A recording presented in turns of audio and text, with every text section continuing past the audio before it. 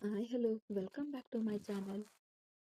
ಮೇಲೆ ರೂಮ್ಗೆ ಹೋಗು ಎಂದು ಒಂಟಿ ಸಾಲಿನಲ್ಲಿ ಚೈತ್ರನ್ ಶ್ರಾವಣಿಯ ಬಳಿ ಹೇಳ್ದ. ಅಣ್ಣ ನಾನು ಎಂದು ಅವಳು ಏನು ಹೇಳಲು ಬಂದ್ಲು. ನಿನ್ನನ್ನು ಮೇಲ್ ಹೋಗು ಅಂತ ಹೇಳ್ದೆ ಸಾರಾ, ಮೊದಲು ಹೋಗು ಎಂದನು ಗಂಭೀರವಾದ ಧ್ವನಿಯಲ್ಲಿ. ಅದಕ್ಕೆ ಮೇಲೆ ಅವನನ್ನು ಎದುರಿಸಿ ಮಾತನಾಡಲು ಸಾಧ್ಯವಾಗದೆ ತನ್ನ ತಂದೆ ತಾಯಿ ಇಬ್ಬರನ್ನ ಮುಖ ಗಂಟಿಕ್ಕಿ ನೋಡುತ್ತಾ ಅವಳು ಅಲ್ಲಿಂದ ಹೊರಟೋದ್ಲು. ರಾವಣನ್ ತೂಗಾಡುವ ನಡಿಗೆಯಿಂದ ತನ್ನ ಸ್ನೇಹಿತನ ಬಳಿ ಬಂದವನು ಸಾರಿ ಕಣೋ ಎಂದನು ಒಳಗೊಳಗೆ ನೋವಿನ ಧ್ವನಿಯಲ್ಲಿ.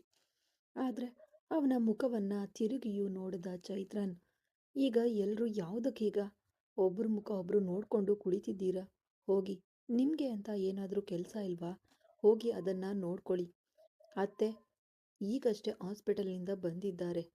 ಅವರಿಗೆ ಏನು ಅಡುಗೆ ಮಾಡಿಕೊಡ್ಬೇಕು ಅಂತ ಡಾಕ್ಟರ್ ಹೇಳಿದ್ದಾರೋ ಅದನ್ನು ಹೋಗಿ ಮಾಡಿಕೊಡಿ. ಮಾವ, ನಿಮಗೆ ಆಫೀಸ್ಗೆ ಹೋಗಬೇಕಾದ ಕೆಲಸ ಇರುತ್ತಲ್ವಾ, ಮೊದಲು ಹೊರಡಿ. ಈಗಾಗಲೇ ನೀವು ಆಫೀಸ್ಗೆ ಹೋಗದೆ ಇಲ್ಲೇ ಇದ್ದುಬಿಟ್ಟಿದ್ದೀರಾ. ನೀವು ಎಷ್ಟು ದೊಡ್ಡ ಬ್ಯುಸಿ ಮನುಷ್ಯ ಅಂತ ನನಗೆ ಚೆನ್ನಾಗಿ ಗೊತ್ತು. ಹಾಗಿರುವಾಗ ನಮಗೋಸ್ಕರ ನಿಮ್ಮ ಕೆಲಸಗಳನ್ನೆಲ್ಲ ಬದಿಗಿಟ್ಟು ಇಲ್ಲೇ ಇದ್ದೀರಾ. ಅದಕ್ಕೆ ತುಂಬ ಧನ್ಯವಾದ. ನಿಮ್ಮ ಆಫೀಸ್ಗೆ ಹೊರಡಿ ಮಾವ ಎಂದು ಅವನು ಹೇಳ್ದ. ಅಯ್ಯೋ ಅಳಿಯಂದ್ರೆ, ಎಂಥ ಮಾತು! ಕುಟುಂಬಕ್ಕಿಂತ ನನಗೆ ಬಿಸ್ನೆಸ್ ಮಾಡುವುದು ಅಷ್ಟೊಂದು ದೊಡ್ಡ ಪ್ರಮುಖವಾದ ವಿಷಯವೇನೂ ಅಲ್ಲ. ಇದಕ್ಕೆಲ್ಲ ಹೋಗಿ ಧನ್ಯವಾದ ಹೇಳ್ತಿದ್ದೀರಲ್ಲ, ನಮ್ಮ ವಿಷಯಕ್ಕೆ ಧನ್ಯವಾದವೆಲ್ಲ ಯಾಕೆ ಎಂದು ವಾಸುದೇವನ್ ಹೇಳಿದ್ರು. ಅವರು ಹೇಳಿದ್ದನ್ನು ಕೇಳಿ ಸಣ್ಣದಾಗಿ ಮಂದಹಾಸ ಬೀರಿದವನು ಅವರ ಕಡೆಗೆ. ವೃಷಿಕಾಳ ಕಡೆಗೆ ತಿರುಗಿ, ನೀನು ನಿನ್ನ ಗಂಡ ಮೇಲ್ ಇರುವ ರೂಮ್ಗೆ ಹೋಗಿ ರೆಸ್ಟ್ ತಗೊಳ್ಳಿ ಎಂದು ಹೇಳಿ ಹರ್ಷಿಕಾಳ ಕೈಯನ್ನು ಹಿಡ್ಕೊಂಡು ಅವಳನ್ನು ಎಳೆದುಕೊಂಡು ತನ್ನ ಕೋಣೆಯ ಕಡೆಗೆ ನಡೆದೇ ಬಿಟ್ಟನು ಚೈತ್ರನ್. ಅವನ ಈ ನಡೆಯಿಂದ ರಾವಣನ ಮುಖ ಬಾಡಿ ಹೋಯಿತು. ಅವನ ಕೈಗಳನ್ನು ಬಿಗಿಯಾಗಿ ಹಿಡಿದ ವೃಷಿಕ ಕಣ್ಣುಗಳಿಂದಲೇ ಅವನಿಗೆ ಸಮಾಧಾನ ಹೇಳಿದ್ಲು. ನಮ್ಮ ಮನೆಗೆ ಹೋಗೋಣ ರಿಷಿ, ನೆಡಿ ಎಂದು ಅಡಗಿದ್ದ ಧ್ವನಿಯಲ್ಲಿ ಅವನು ಹೇಳ್ದ. ಏನ್ರಿ, ಭಾವನೆ ಇಲ್ಲಿ ಇರಲು ಹೇಳಿದ್ರಲ್ವಾ? ಈಗ ನಾವು ಮನೆಗೆ ಹೊರಟೋದ್ರೆ ಅವರು ನಮ್ಮ ಮಾತನ್ನ ಮೀರಿ ಹಾಗಾಗುತ್ತೆ ಅಲ್ವಾ? ಬನ್ನಿ ಫ್ರೆಶ್ ಆಗಿ ಬರೋಣ ಎಂದು ಹೇಳಿದವಳು ಅವನನ್ನು ಎಳೆದುಕೊಂಡು ಮೇಲೆ ಹೋದ್ಲು. ಇಷ್ಟವೇ ಇಲ್ಲದೆ ಅವಳು ಎಳೆತಕ್ಕೆ ಹೋದನು ರಾವಣನ್. ಕೋಣೆಯೊಳಗೆ ಪ್ರವೇಶಿಸಿದ ತಕ್ಷಣ, ನೀನು ಹೋಗಿ ರೀಫ್ರೆಶ್ ಆಗಿ ಬಾ ರಾವಣ, ನಾನು ಅಷ್ಟರಲ್ಲಿ ನಮ್ಮ ಮನೆಯಿಂದ ಬಟ್ಟೆಗಳನ್ನು ತೆಗೆದುಕೊಂಡು ಬರಲು ಒಬ್ಬರನ್ನ ಕಳುಹಿಸಿಕೊಡ್ತೀನಿ ಎಂದು ವೃಷಿಕ ಹೇಳುತ್ತಿರುವಾಗಲೇ ಅವರ ಕೋಣೆಯ ಬಾಗಿಲು ತಟ್ಟಲ್ಪಟ್ಟಿತು. ನೀನು ಹೋಗಿ ಸ್ನಾನ ಮಾಡು, ನಾನು ಯಾರು ಅಂತ ನೋಡ್ತೀನಿ ಎಂದು ಅವಳು ಹೇಳಿ ಕೋಣೆಯ ಬಾಗಿಲನ್ನ ತೆಗೆದಳು. ಅಲ್ಲಿ ಒಬ್ಬ ಕೆಲಸದಾಳು ನಿಂತಿದ್ದ. ಏನ್ ಬೇಕು ಎಂದು ಅವಳು ತಿಳಿಯದೆ ಕೇಳಿದ್ಲು.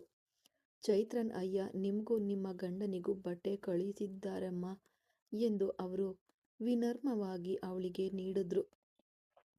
ಬಟ್ಟೆ ಹೇಗೆ ಬಂತು? ನಾವು ನಮ್ಮ ಮನೆಗೆ ಹಾಳನ್ನ ಕಳಿಸಿ ತೆಗೆದುಕೊಂಡು ಬರಲು ಹೇಳಲೇ ಇಲ್ವಲ್ಲ ಎಂದು ಅವಳು ತಿಳಿಯದೆ ಕೇಳಿದ್ಲು. ಅಮ್ಮ, ಅಯ್ಯ ಈಗಾಗಲೇ ನಿಮ್ಮ ಮನೆಗೆ ಆಳು ಕಳಿಸ್ಬಿಟ್ಟಿದ್ದಾರೆ ಅಮ್ಮ. ಅವರೇ ತೆಗೆದುಕೊಂಡು ಬಂದು ಕೊಟ್ಟರು. ಈ ಡ್ರೆಸ್ ಬದಲಾಯಿಸಿಕೊಂಡು ಬೇಗ ಕೆಳಗೆ ಬರಬೇಕು ಅಂತ ಅಯ್ಯ ಹೇಳಿದ್ದಾರೆ ಎಂದು ಹೇಳಿ ಅವರು ಹೊರಟು ಹೋದ್ರು. ವೃಷಿಕ ರಾವಣನನ್ನ ತಿರುಗಿ ನೋಡಿದಳು. ನೋಡ್ದ್ಯಾ, ನನ್ನ ಸ್ನೇಹಿತನ ಬಗ್ಗೆ ನನಗೆ ಚೆನ್ನಾಗಿ ಗೊತ್ತು ಕಣೆ ಎಂದನು ಹೆಮ್ಮೆಯಿಂದ. ಆಹಾ, ಒಂದು ಡ್ರೆಸ್ ತರಿಸಿ ಕೊಟ್ಟಿದ್ದಕ್ಕೆಲ್ಲ ನೀವು ಇಷ್ಟೊಂದು ಹೆಮ್ಮೆ ಪಡಬೇಕಾಗಿಲ್ಲ. ಹೋಗಿ ಸ್ನಾನ ಮಾಡ್ಕೊಂಡು ಬನ್ನಿ ಎಂದು ಅವಳು ಹೇಳಿದ್ಲು. ಇಬ್ಬರು ಪ್ರತ್ಯೇಕವಾಗಿ ಸ್ನಾನ ಮಾಡಿದ್ರೆ ಸಮಯ ವ್ಯರ್ಥವಾಗುತ್ತದೆ. ಬಾ, ಇಬ್ಬರು ಸೇರಿಯೇ ಸ್ನಾನ ಮಾಡೋಣ ಎಂದು ರಾವಣನ್ ಅವಳನ್ನ ನಡುಬಳಸಿ ಎತ್ಕೊಂಡು ಸ್ನಾನದ ಕೋಣೆಗೆ ಪ್ರವೇಶಿಸಿದ. ಅವಳು ಅವನ ಕೈಗಳಿಂದ ಬಿಡಿಸಿಕೊಳ್ಳಲು ಹೆಣಗಾಡಿದ್ಲು.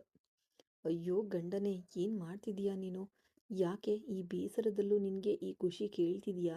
ರಾವಣ, ನನ್ನನ್ನು ಕೆಳಗಿಳಿಸು ಎಂದು ಅವಳು ಹೆಣಗಾಡಿದ್ಲು.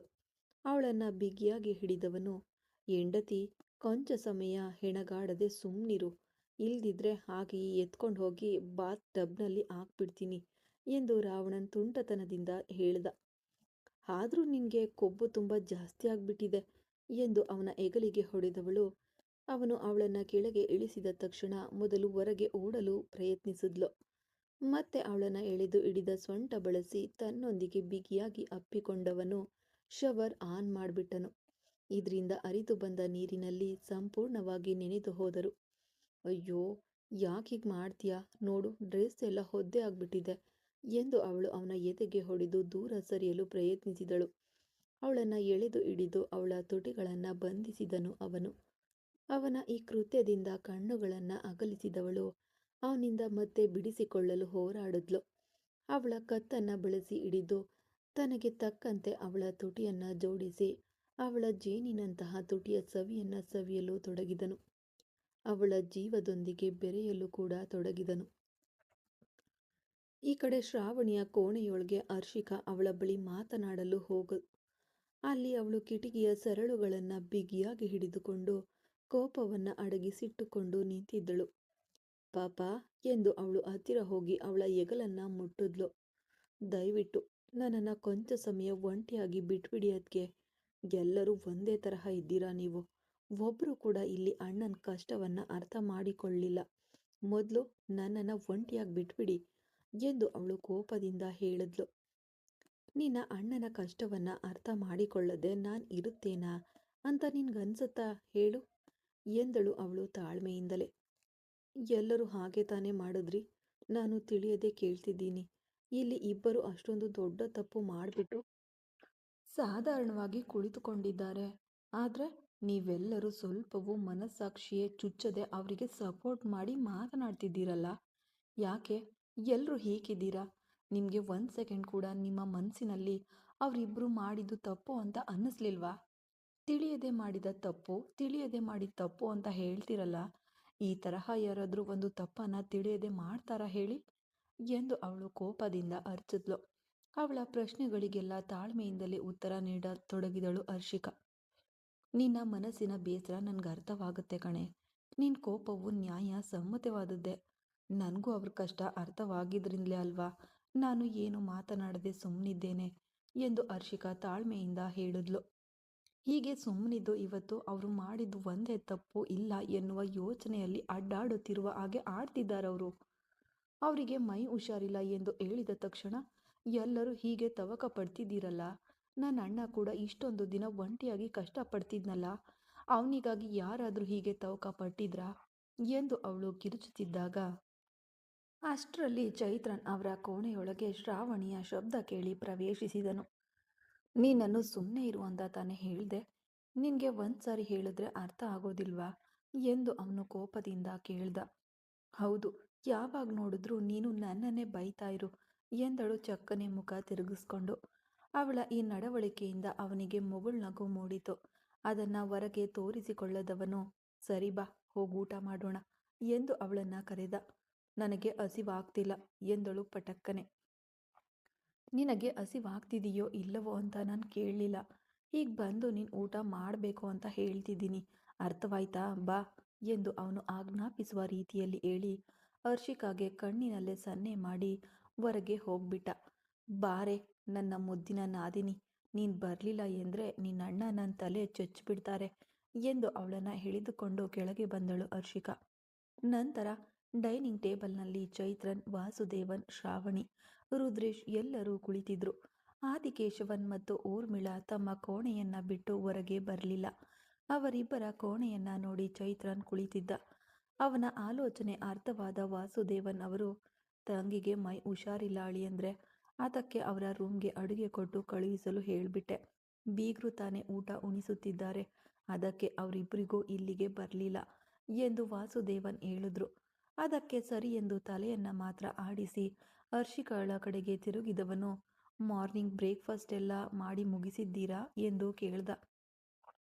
ಹಾ, ಎಲ್ಲವನ್ನ ತೆಗೆದುಕೊಂಡು ಬಂದು ಇಟ್ಟಿದ್ದೇನೆ, ಊಟ ಮಾಡಬಹುದು ಎಂದು ಎಲ್ಲರಿಗೂ ತಟ್ಟೆಯನ್ನ ಇಟ್ಟು ಅವಳು ಬಡಿಸಲು ಆರಂಭಿಸಿದ್ಲು. ಆದವಿಯು ಅವಳಿಗೆ ಸಹಾಯ ಮಾಡಿದ್ರು. ಎಲ್ಲರೂ ಅರ್ಧ ಊಟ ಮಾಡುತ್ತಿರುವಾಗಲೇ ರಾವಣನ್ ಮತ್ತು ವೃಷಿಕ ಕೆಳಗೆ ಇಳಿದು ಬಂದ್ರು. ರಾವಣನ ಓರೆಗಣ್ಣಿನಿಂದ ಮುಖ ಗಂಟು ಹಾಕಿಕೊಂಡು ನೋಡುತ್ತಾ ಅವನೊಂದಿಗೆ ಅವಳು ನಡೆದು ಬಂದ್ಲು. ಅವಳ ಈ ಕೃತ್ಯಕ್ಕೆ ಅವಳ ಕಡೆ ನಕ್ಕನು ರಾವಣನ್. ನೀನು ಮಾಡಿದ ಕೆಲಸದಿಂದಾಗಿಯೇ ಈಗ ಲೇಟಾಗಿ ಕೆಳಗೆ ಇಳಿದು ಬರಬೇಕಾದ ಪರಿಸ್ಥಿತಿ ಆಯಿತು. ಯಾರಾದರೂ ಪ್ರಶ್ನೆ ಕೇಳಿದ್ರೆ ಆಮೇಲೆ ನಿನ್ನನ್ನೇ ತೋರಿಸ್ಬಿಟ್ಬಿಡ್ತೀನಿ ಎಂದು ಬೆಳಿಗ್ಗೆ ಸ್ನಾನದ ಕೋಣೆಯಲ್ಲಿ ನಡೆದ ಸರಸವನ್ನ ನೆನಪಿಸಿಕೊಂಡು ವೃಷಿಕ ಅವನ ಬಳಿ ಮೆಲ್ಲನೆಯ ಧ್ವನಿಯಲ್ಲಿ ಹೇಳಿಕೊಂಡು ಬರ್ತಾ ಇದ್ಲು. ಬೆಳಿಗ್ಗೆ ಎದ್ದ ತಕ್ಷಣ ಒಂದು ಸರಸ ಮಾಡಿದ್ರೆ ತಾನೇ ದೇಹ ಹಾಗೆಯೇ ಫುಲ್ ಎನರ್ಜಿಯೊಂದಿಗೆ ಇರೋದು. ಎಂದನು ಮೈಮುರಿಯುತ್ತಾ ರಾವಣನ್. ಅವನು ಹೇಳಿದ್ದನ್ನ ಕೇಳಿ ಕಣ್ಣುಗಳನ್ನು ಅಗಲಿಸಿದವಳು ತುಟಿ ಕಚ್ಚಿ ನಾಚಿಕೆಯಿಂದ ತಲೆ ತಗ್ಗಿಸಿದಂತೆ ವೇಗವಾಗಿ ಓಡಿ ಹೋಗಿ ಆದವಿ ಬಳಿ ನಿಂತ್ಕೊಂಡ್ಳು. ಬಾರೆ, ಸ್ನಾನ ಮಾಡ್ಕೊಂಡು ಬರೋದಕ್ಕೆ ನಿನ್ಗಿಷ್ಟೊಂದು ಸಮಯ ಆಯ್ತಾ? ಸರಿ, ಊಟ ಮಾಡ್ಬಾ. ನಿನ್ನೆಯಿಂದ ಸರಿಯಾಗಿ ಯಾರೂ ಊಟ ಮಾಡಿಲ್ಲ ಎಂದು ಅವಳನ್ನ ಕೂರಿಸಿ ಆದವಿ ಬಡಿಸಿದ್ರು. ರಾವಣನಿಗೆ ಬಡಿಸಲು ಹೋದ ಹರ್ಷಿಕಾ ಅವನನ್ನ ಕೋಪದಿಂದ ನೋಡುತ್ತಲೇ ಅವನಿಗೆ ಬಡಿಸಿದ್ಲು. ಅವಳ ಈ ನಡವಳಿ ಅವಳ ಈ ನಡೆಯಿಂದ ನಗು ಬಂದಿತ್ತು ರಾವಣನಿಗೆ. ಚೈತ್ರನನ್ನ ತಾನು ಹೊಡೆದು ಬಿಟ್ಟಿದ್ರಿಂದಲೇ ಅವಳು ತನ್ನ ಮೇಲೆ ಕೋಪದಲ್ಲಿದ್ದಾಳೆ ಎಂಬುದು ರಾವಣನಿಗೆ ಅರ್ಥವಾದ್ರೂ ಅವನು ಮತ್ತೆ ಅವಳನ್ನ ಕಾಲೆಳೆಯುತ್ತಲೇ ಇದ್ದಾನೆ. ಚೈತ್ರನ್ನ ಪಕ್ಕದಲ್ಲೇ ಕುಳಿತಿದ್ದವನು ಅವನ ತಟ್ಟೆಯಲ್ಲಿದ್ದ ವಡೆಯನ್ನ ಸಡನ್ನಾಗಿ ತೆಗೆದು ತನ್ನ ತಟ್ಟೆಗೆ ಹಾಕಿಕೊಂಡನು. ಅದನ್ನ ತಿನ್ನಲು ತೊಡಗಿದನು. ಚೈತ್ರನ್ ಒಂದು ಕ್ಷಣ ಊಟ ಮಾಡುವುದನ್ನ ನಿಲ್ಲಿಸಿದ್ರೂ ರಾವಣನನ್ನ ತಿರುಗಿ ನೋಡಲಿಲ್ಲ. ಮತ್ತೆ ಅವನು ತನ್ನ ಊಟದಲ್ಲಿ ಗಮನ ಹರಿಸಲು ತೊಡಗಿದ. ರಾವಣನಿಗೆ ಮತ್ತಷ್ಟು ಅವನ ಈ ನಡವಳಿಕೆಯಿಂದ ಬೇಸರವೇ ಉಂಟಾಯಿತು. ರಾವಣ ಅದಕ್ಕೆಂದೇ ನಿನಗೆ ಅಂತ ತಟ್ಟೆಯಲ್ಲಿ ಇಟ್ಟಿದ್ದಾರಲ್ವಾ, ಯಾವುದಕ್ಕೆ ಬಾವನ್ ತಟ್ಟೆಯಿಂದ ತೆಗಿತೀಯ ನೀನು ಎಂದು ವೃಷಿಕ ಸುಳ್ಳು ಕೋಪದಿಂದ ಕೇಳಿದ್ಲು. ಅದೆಲ್ಲ ಹಾಗೆ ಕಣೆ, ಫ್ರೆಂಡ್ ತಟ್ಟೆಯಿಂದ ತೆಗೆದು ತಿನ್ನುವುದಿದೆಯಲ್ಲ, ಅದರಲ್ಲಿ ಒಂದು ಪ್ರತ್ಯೇಕ ಸುಖ ಇದೆ, ಅದು ನಿನಗೆ ಗೊತ್ತಾ ಎಂದು ಚೈತ್ರನ್ ಹೆಗಲಿಗೆ ತನ್ನ ಹೆಗಲಿಂದ ಗುದ್ದುತ್ತಲೇ ರಾವಣನ್ ಹೇಳ್ದ. ಅವನನ್ನ ಕೋಪದಿಂದ ನೋಡಿದನು ಅವನು. ಆದರೆ ಅವನ ಕೋಪವನ್ನೆಲ್ಲ ಲೆಕ್ಕಿಸದವನು ತನ್ನ ತಟ್ಟೆಯಲ್ಲಿರುವ ಇಡ್ಲಿಯನ್ನ ಅವನ ತಟ್ಟೆಯಲ್ಲಿದ್ದ ಚಟ್ನಿಯಲ್ಲಿ ಅದ್ದಿ ತಿನ್ನುತ್ತಿದ್ದನು. ಅವರ ಈ ಚೇಷ್ಟೆಗಳನ್ನು ಕಂಡವರಿಗೆ ನಗು ಬಂದಿತು. ಊಟ ಮಾಡುತ್ತಿರುವಾಗಲೇ ಶ್ರಾವಣಿಗೆ ಗಂಟಲಿಗೆ ಊಟ ಸಿಕ್ಕಿಕೊಂಡಿತು. ಅವಳ ಪಕ್ಕದಲ್ಲಿ ಕುಳಿತಿದ್ದ ರುದ್ರೇಶ್ ಅವಳಿಗೆ ಮೊದಲ ಆಳಾಗಿ ನೀರನ್ನು ತೆಗೆದು ಕುಡಿಸಿದನು. ನೋಡಿ, ಊಟ ಮಾಡಬಾರ್ದಮ್ಮ, ಯಾವುದಕ್ಕೆ ಇಷ್ಟೊಂದು ವೇಗವಾಗಿ ತಿಂತಾ ಇದೀಯಾ? ನೀನು ಊಟವನ್ನು ಯಾರಾದರೂ ಕದ್ದುಕೊಂಡು ಹೋಗ್ತಾರಾ ಏನೋ ಎಂದು ಅವನು ಅವಳಲ್ಲಿ ಪ್ರಶ್ನೆ ಕೇಳುತ್ತಲೇ ನೀರನ್ನು ಕುಡಿಸ್ದ. ಹಾಗಲ್ಲ ಅಣ್ಣ, ರಾವಣನ್ ಅಣ್ಣ ಚೈತ್ರ ಅಣ್ಣನ ತಟ್ಟೆಯಿಂದ ತೆಗೆದು ತಿನ್ನುವ ಹಾಗೆ ನನ್ನ ತಟ್ಟೆಯಿಂದ ತೆಗೆದು ತಿಂದುಬಿಟ್ರೆ ಆಮೇಲೆ ನನ್ನ ಊಟಕ್ಕೆ ನಾನು ಎಲ್ಲಿಗೆ ಹೋಗೋದು?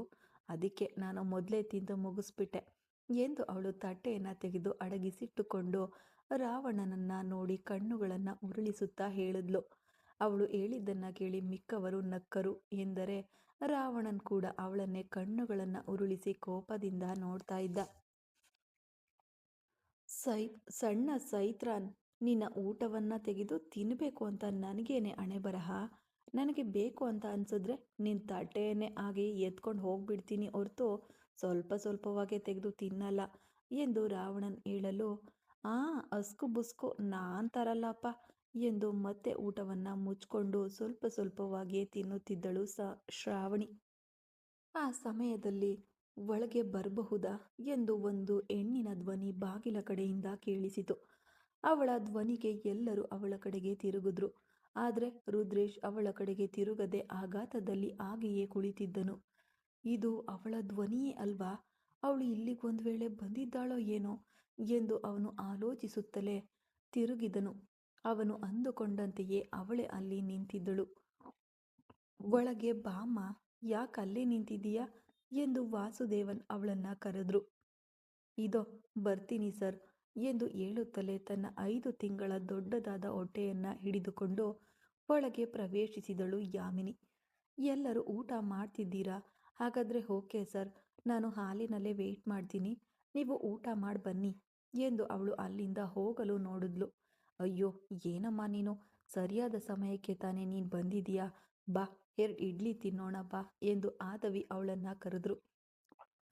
ಅಯ್ಯೋ ಇಲ್ಲ ಆಂಟಿ, ಬೆಳಗಿನ ಸಮಯದಲ್ಲಿ ನನಗೆ ಊಟ ಮಾಡೋದೆಲ್ಲ ಸಹಿಸೋದಿಲ್ಲ, ಬರೀ ಜ್ಯೂಸ್ ಮಾತ್ರವೇ ಕುಡಿಯುತ್ತೇನೆ, ಫುಡ್ ಏನಾದರೂ ತಿಂದರೆ ವಾಂತಿ ಮಾಡಿಬಿಡ್ತೀನಿ ಎಂದು ಅವಳು ಹೇಳಿದ್ಲು. ಏನು ವಾಂತಿ ಮಾಡಿಬಿಡ್ತೀಯಾ ನೀನು? ಏನಮ್ಮ ನೀನು, ಹೊಟ್ಟೆಯಲ್ಲಿ ಮಗುವನ್ನು ಇಟ್ಕೊಂಡು ಬೆಳಿಗ್ಗೆ ತಿನ್ನಲ್ಲ ಅಂತ ಹೇಳ್ತೀಯಲ್ಲ, ಇದೆಲ್ಲ ತುಂಬ ತಪ್ಪು. ಬರೀ ಜ್ಯೂಸ್ ಮಾತ್ರ ಕುಡಿದ್ರೆ ಮೈಗೆ ಶಕ್ತಿ ಬರುತ್ತಾ? ಅಗತ್ಯವಾದ ಊಟ ತಿಂದರೆ ತಾನೇ ನೀನು ಆರೋಗ್ಯವಾಗಿರಲು ಸಾಧ್ಯ, ಮಗುವು ಆರೋಗ್ಯವಾಗಿರುತ್ತೆ ಎಂದು ಆದವಿ ಹೇಳುತ್ತಾ ಅವಳನ್ನು ಎಳೆದು ಕೂರಿಸಿದ್ರು. ಬೇಡ ಆಂಟಿ ಎಂದು ಹಿಂಜರಿಕೆಯಿಂದಳು ಯಾಮಿನಿ.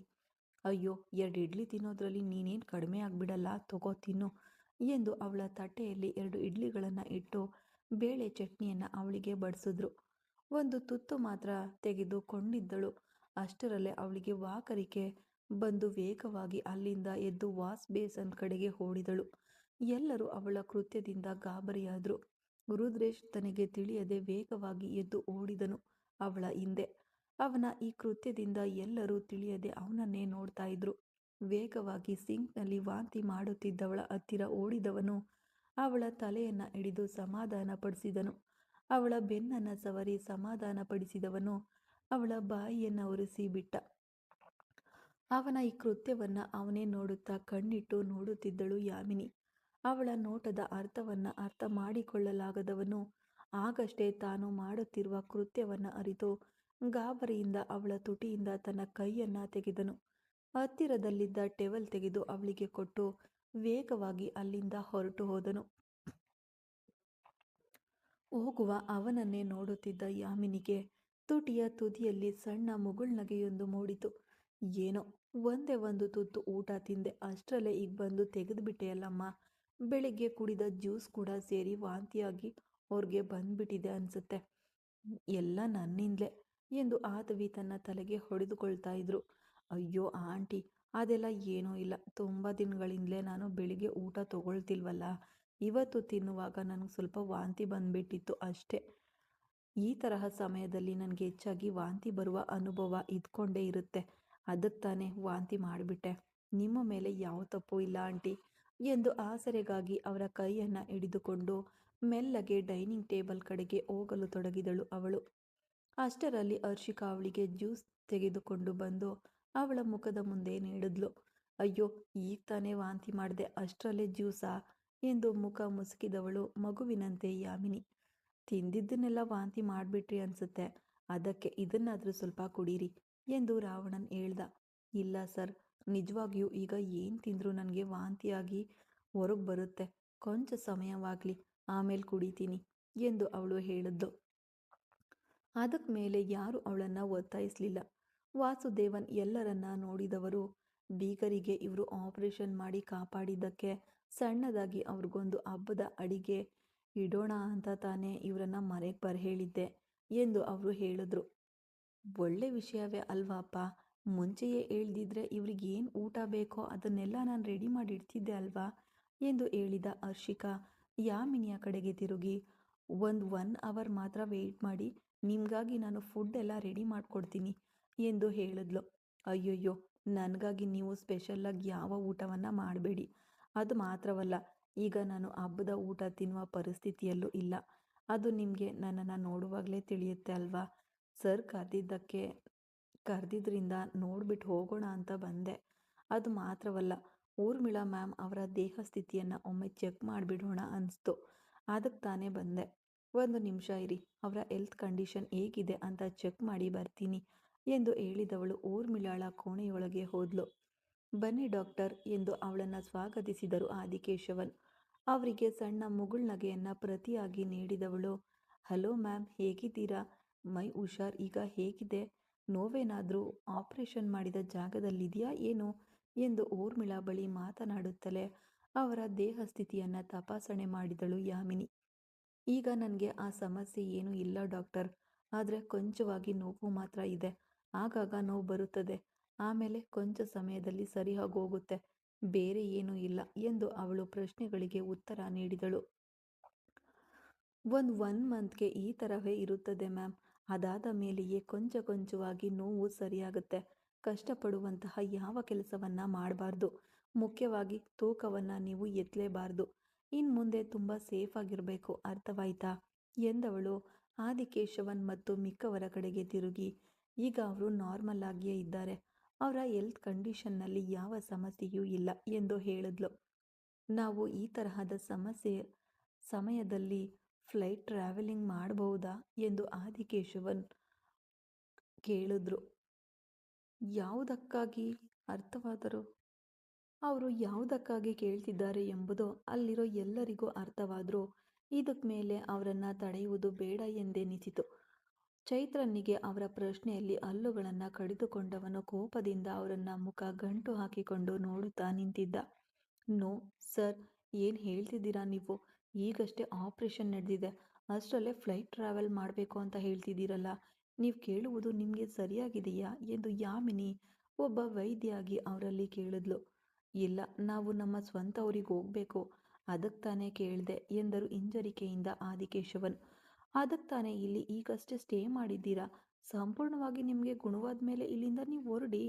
ದಯವಿಟ್ಟು ಈಗ ಫ್ಲೈಟ್ ಟ್ರಾವೆಲ್ ಎಲ್ಲ ಬೇಡ ಎಂದು ಅವಸರವಾಗಿ ನಿರಾಕರಿಸ್ಬಿಟ್ಲು ಯಾಮಿನಿ. ಸರಿ ಡಾಕ್ಟರ್ ಎಂದು ಅದಕ್ಕೆ ತಲೆಯಾಡಿಸಿ ಆದಿಕೇಶವನ್ ತನ್ನ ಮಡದಿಯ ಹತ್ರ ಹೋಗಿ ಕುಳಿತುಕೊಂಡ್ರು. ಸ್ವಲ್ಪ ಸಮಯ ಅವರೊಂದಿಗೆ ಕುಳಿತು ಮಾತನಾಡುತ್ತಿದ್ದ ಯಾಮಿನಿ ಹೊರಡುವುದಾಗಿ ಹೇಳಿದ್ರು. ಏನಮ್ಮ ನೀನು ಮನೆಗೆ ಬಂದು ಯಾವುದನ್ನ ತಿನ್ನದೆ ಹೋಗ್ತಿದ್ದೀಯಲ್ಲ ಎಂದು ಬೇಸರ ಪಟ್ಕೊಂಡರು ಆದವಿ. ಅಯ್ಯೋ ಆಂಟಿ, ನಾನು ತಾನೇ ನಿಮ್ಮ ಬಳಿ ಹೇಳಿದ್ದೇನೆ, ಸತ್ಯವಾಗಿಯೂ ನನ್ನಿಂದ ಏನನ್ನು ತಿನ್ನಲು ಸಾಧ್ಯವಿಲ್ಲ.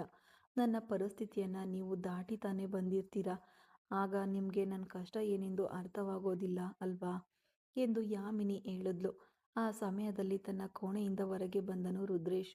ಇಷ್ಟು ಸಮಯ ತನ್ನ ಕೋಣೆಯೊಳಗೆ ತೀವ್ರವಾದ ಚಡಪಡಿಕೆಯಿಂದ ನಡೆದಾಡುತ್ತಿದ್ದವನಿಗೆ ಅದಕ್ಕಿಂತ ಹೆಚ್ಚಾಗಿ ಒಳಗೆ ಇರಲು ಸಾಧ್ಯವಾಗದೆ ಹೋಯಿತು. ಕೆಳಗೆ ಇಳಿದು ಬಂದವನು ಎಲ್ಲರೊಂದಿಗೂ ನಕ್ಕು ಮಾತನಾಡುತ್ತಿದ್ದ ಯಾಮಿನಿಯನ್ನ ಮೆಟ್ಟಿಲಿನಲ್ಲಿ ನಿಂತು ಎದೆಯಡ್ಡಲಾಗಿ ಕೈಗಳನ್ನು ಕಟ್ಕೊಂಡು ಅವಳನ್ನೇ ರಸಿಸುತ್ತಿದ್ದನು ಅವನು. ಅವಳ ಮಿದುಳು, ಅವಳು ಒಂದು ಮಗುವಿನ ಅಮ್ಮ, ಅದು ಮಾತ್ರವಲ್ಲ ಮದುವೆಯಾದವಳು ಅನ್ಸುತ್ತೆ. ಈ ತರಹದ ಸಮಯದಲ್ಲಿ ಇನ್ನೊಬ್ಬನ ಹೆಂಡತಿಯನ್ನ ಹೋಗಿ ರಸಿಸುತ್ತಿದ್ದಾಳಲ್ಲ, ನೀವೆಲ್ಲ ಒಂದು ಮನುಷ್ಯನ ಎಂದು ಅವನ ಮನಸ್ಸು ಅವನ ಮುಖಕ್ಕೆ ಉಗಿಯಿತು. ಏಯ್, ಅವಳ ಕತ್ತಿನಲ್ಲಿ ತಾಳಿ ಇಲ್ಲ, ಹೊಟ್ಟೆಯಲ್ಲಿ ಮಗು ಇದೆ ಎಂಬ ಕಾರಣಕ್ಕೆ ಅವಳು ಮದುವೆ ಆದವಳು ಆಗ್ಬಿಡ್ತಾಳಾ ಎಂದು ಸಂಬಂಧವೇ ಇಲ್ಲದೆ ಮಾತನಾಡಲು ಅವನ ಮಿದುಳು ಮತ್ತೆ ಅವನ ಮುಖಕ್ಕೆ ಉಗಿಯಿತು. ಅರಿವುಗೆಟ್ಟವನೇ, ನೀನು ಹೇಳುವುದು ನಿನಗೆ ಸರಿ ಅನ್ಸುತ್ತಾ? ಕತ್ತಿನಲ್ಲಿ ತಾಳಿ ಇಲ್ದಿದ್ರೆ ಆಗ ಆ ಮಗು ಹೇಗೆ ಬಂತು? ಹೀಗೆ ಅಸಹ್ಯವಾಗಿ ಮಾತನಾಡಬೇಡ ಎಂದು ಅವನನ್ನೇ ಆ ಸಮಯದಲ್ಲಿ ತಾನು ಅಂದುಕೊಂಡದ್ದನ್ನು ನೆನೆದು ತಾನೇ ಬೈದುಕೊಂಡನು. ನಾನು ಯಾವಾಗ ಹೀಗೆ ಯೋಚನೆ ಮಾಡಲು ಆರಂಭಿಸಿದೆ? ಹೊಟ್ಟೆಯಲ್ಲಿ ಮಗು ಇರುವಾಗ ಮದುವೆ ಆಗಿಲ್ಲ ಅಂತ ನಾನು ಹೇಗೆ ಹೇಳಲು ಸಾಧ್ಯ?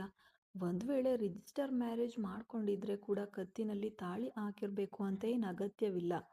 ಕೆಲವು ಜನ ಇಷ್ಟಪಟ್ಟು ತಾಳಿ ಹಾಕ್ಕೊಳ್ತಾರೆ, ಕೆಲವು ಜನ ಬರೀ ಮ್ಯಾರೇಜ್ ಮಾತ್ರ ರಿಜಿಸ್ಟರ್ ಮಾಡಿ ಹಾಗೆಯೇ ಬಿಟ್ಬಿಡ್ತಾರೆ. ಮೇ ಬಿ ಅದೇ ತರಹವೇ ಇವಳು ಮಾಡಿರ್ಬೋದು ಅನ್ಸುತ್ತೆ. ಅದು ಮಾತ್ರವಲ್ಲದೆ ನಾನು ಈಗಾಗಲೇ ಒಂದು ಹೆಣ್ಣನ್ನು ಪ್ರೀತಿಸಿದವನು. ಹಾಗಿರುವಾಗ ಇವಳ ಮೇಲೆ ಯಾಕೆ ನನಗೀಗ ತಪ್ಪಾದ ಆಲೋಚನೆ ಮೂಡ್ತಿದೆ ಎಂದು ಮನಸ್ಸಿನಲ್ಲೇ ಮಾತನಾಡಿಕೊಳ್ಳುತ್ತಾ ಹಾಗೆಯೇ ನಿಂತಿದ್ದನು ಅವಳನ್ನೇ ನೋಡುತ್ತಾ ರುದ್ರೇಶ್. ಸರಿ, ಹಾಗಾದರೆ ನಾನು ಹೊರಡ್ತೀನಿ ಎಂದು ಹೇಳಿದ ಯಾಮಿನಿ ಹೊರಡಲು ಪ್ರಯತ್ನಿಸಿದ್ಲು. ಒಂದು ನಿಮಿಷ ಇರಿ ಎಂದು ಅವಳನ್ನು ತಡೆದ ರಾವಣನ್.